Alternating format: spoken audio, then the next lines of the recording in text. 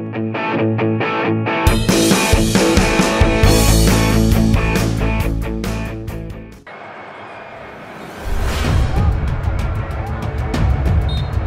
Megawati Hangestri Pertiwi terhadap legenda voli Korea, Kim Yeon-kong, kembali menjadi perbincangan hangat di Liga Voli Korea. Momen ikonik ini terjadi saat Red Sparks berhadapan dengan Pink Speeders pada putaran ketiga, pertengahan Desember lalu. Dalam laga yang digelar di Gimnasium Samsan, Red Sparks berhasil mengalahkan Pink Speeders dengan skor 3-1, 25-22, 25-23, 14-25, 25-22. Salah satu momen yang mencuri perhatian adalah monster blok di Megawati terhadap smash kapten Pink Speeders, Kim Yeon-kong, yang langsung memicu reaksi emosional. Kim Yeon-kong, dikenal sebagai Ratu Voli Korea, terlihat kesal hingga memukul tiang net setelah gagal menembus blok Megawati.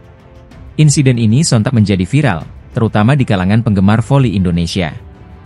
Megawati, yang akrab dijuluki Megatron, mengaku bangga atas momen tersebut. "Saya benar-benar merasa terhormat bisa melakukan blok, dan rasanya menyenangkan," ujar Megawati dalam wawancara dengan Naver. Namun, dengan rendah hati, Megawati mengakui bahwa Kim Yeon-kong lebih sering memblok smash-nya. "Yeon-kong adalah pemain jenius dan sangat bagus. Saya belajar banyak hanya dengan menontonnya bermain, itu turnya." Meski menjadi rival sengit di lapangan, Megawati tidak menyembunyikan kekagumannya terhadap Kim Yeon-kong. "Di lapangan, ia adalah lawan yang harus saya kalahkan. Tetapi di luar lapangan, ia adalah idola bagi saya," ungkap Megawati. Kekaguman ini menunjukkan penghormatan Megawati terhadap sosok Kim Yeon-kong, yang dianggap sebagai inspirasi sekaligus tantangan besar dalam karirnya di Liga Voli Korea. Momen bersejarah ini bukan pertama kalinya terjadi. Pada musim lalu, Megawati juga berhasil memblok smash Kim Yeon-kong dengan reaksi yang serupa. Duel antara kedua pemain ini terus menjadi daya tarik tersendiri di Liga Voli Korea. Timnas Tiongkok semakin serius mempersiapkan diri menghadapi putaran ketiga kualifikasi Piala Dunia 2026 Zona Asia. Grup C, yang juga dihuni oleh Timnas Indonesia, kini mendapat kabar terbaru. The Dragons telah menambah amunisi baru dengan merampungkan proses naturalisasi gelandang asal Brasil, Sergio Soler atau yang akrab disapa Serginho. Dilansir dari media luar, Serginho adalah gelandang serang berusia 29 tahun yang kini membela klub Changchun Yatai. Lahir di Monte Aprazível, Brasil, Serginho dikenal memiliki kemampuan olah bola khas pemain Brasil. Sebelum berkarier di Liga Tiongkok, ia pernah bermain di klub Brasil dan memperkuat Kashima Antlers di Jepang. Media luar menjelaskan, Serginho memiliki kebugaran fisik yang prima, kemampuan passing yang luar biasa, dan kemampuan organisasi serangan yang sangat baik. Dengan atribut tersebut, ia dinilai mampu menjadi pengatur serangan yang andal di lini tengah timnas Tiongkok. Selain menyerang, Serginho juga dikenal sebagai pemain yang tak segan membantu tim dalam bertahan.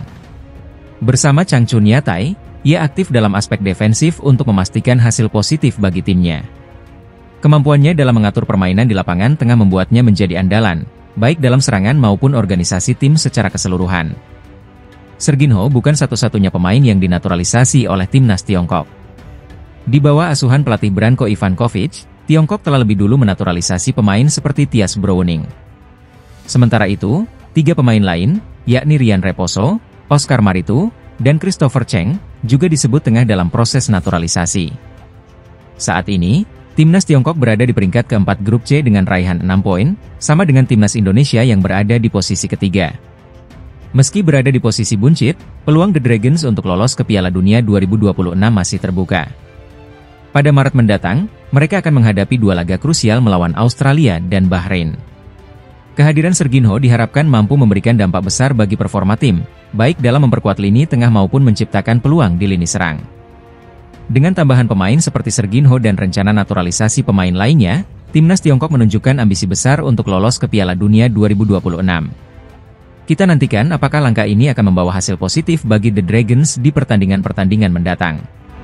Pelatih timnas Indonesia, Shin Tae-yong, membuka tahun baru 2025 dengan menyampaikan harapan dan ajakan kepada seluruh pendukung sepak bola tanah air. Melalui akun Instagram pribadinya, pelatih asal Korea Selatan itu mengucapkan selamat tahun baru dan meminta dukungan penuh untuk perjuangan timnas Indonesia di berbagai ajang internasional. Dalam video singkat yang diunggahnya, Shin Tae-yong mengucapkan selamat tahun baru dalam bahasa Indonesia. Selamat tahun baru semuanya. Mari menjadi satu untuk sepak bola Indonesia, ungkap Shin dalam video tersebut. Ia juga menambahkan harapan agar semua pihak tetap sehat, bahagia, dan sukses di tahun 2025. Pesan itu ditutup dengan ajakan agar para supporter terus mendukung perjuangan skuad Garuda di berbagai kompetisi mendatang. Tahun 2025 menjadi tahun penting bagi Shin Tae-yong dan Timnas Indonesia.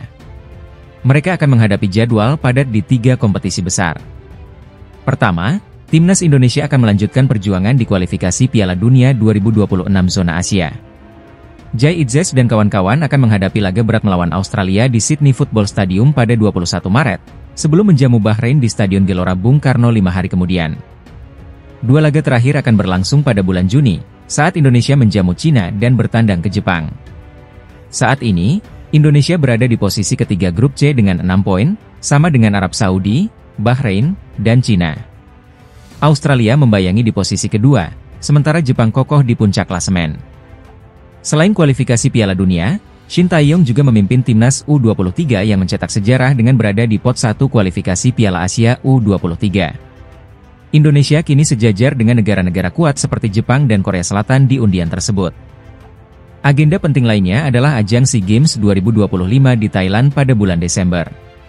Shin bertekad membawa Timnas Indonesia meraih medali emas di pesta olahraga multicabang terbesar di Asia Tenggara itu. Dalam unggahan Instagramnya, Shin Tae-yong juga menyampaikan permintaan khusus kepada seluruh pendukung Garuda. Mohon dukungan penuh agar Indonesia lolos ke Piala Dunia, ditulisnya dalam takarir unggahan. Dengan jadwal yang padat dan tantangan besar di depan mata, Shin Tae-yong mengajak seluruh masyarakat Indonesia untuk terus bersatu mendukung perjuangan Timnas. Kabar buruk datang dari kubu Timnas Australia. Bek andalan mereka, Harry Souttar, dipastikan absen dalam waktu yang cukup lama akibat cedera tendon Achilles. Kehilangan pemain bertinggi badan 2 meter ini menjadi pukulan berat bagi Sochros, terlebih menjelang laga krusial melawan Timnas Indonesia di ronde ketiga kualifikasi Piala Dunia 2026. Media Australia, News, menyebut absennya Souttar sebagai malapetaka bagi tim asuhan Tony Popovich. Souttar dikenal sebagai pilar pertahanan utama Australia, dan tanpa kehadirannya, lini belakang Sochros dinilai lebih rentan terhadap serangan lawan. Ini menjadi pukulan besar bagi Sochros menjelang pertandingan kualifikasi melawan Indonesia di Sydney pada Maret mendatang, ditulis News.